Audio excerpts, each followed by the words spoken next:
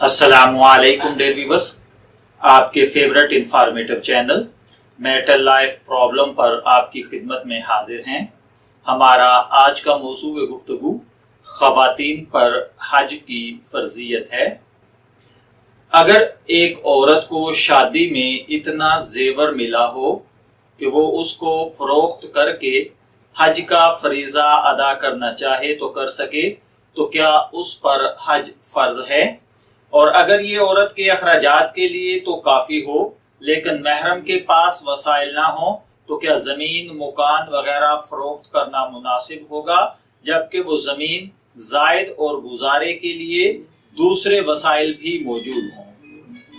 तो जायदाद चाहे रुपए की शक्ल में हो या जेवर और ज़मीन और मकान वगैरह की सूरत में, अगर वो असली ज़रूरियात से जायद हो और इतनी मिकदार में हो कि उसको फरोख्त करके हज के अखराजात पूरे किए जा सकते हैं, तो ऐसी औरत पर हज फर्ज होगा। लेकिन महरम के अखराजात उससे पूरे ना हो तो हज की अदायगी मुअख्खर की जा सकती है। जब भी इसकी इस्तात पैदा हो हज अदा करे।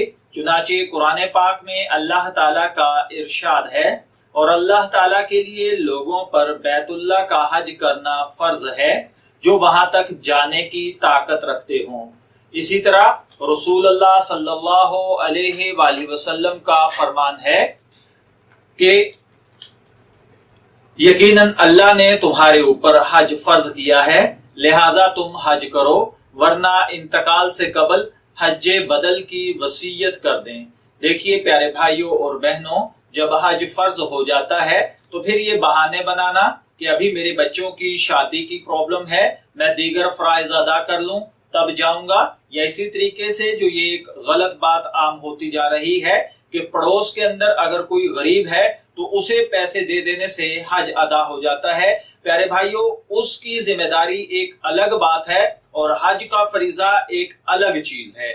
तो अगर आप उसकी मदद करना चाहते हैं, आप दीगर पैसे से जरूर कीजिए, लेकिन हज आपके ऊपर फर्ज हो चुका है, वो आपको अदा करना जरूरी है। अगर आपने हज अदा ना किया तो आप गुनाहगार होंगे, लेकिन किसी की हेल्प करना वो आप पर अगर फर्ज नहीं था तो आप पर कोई गुनाह नहीं होगा।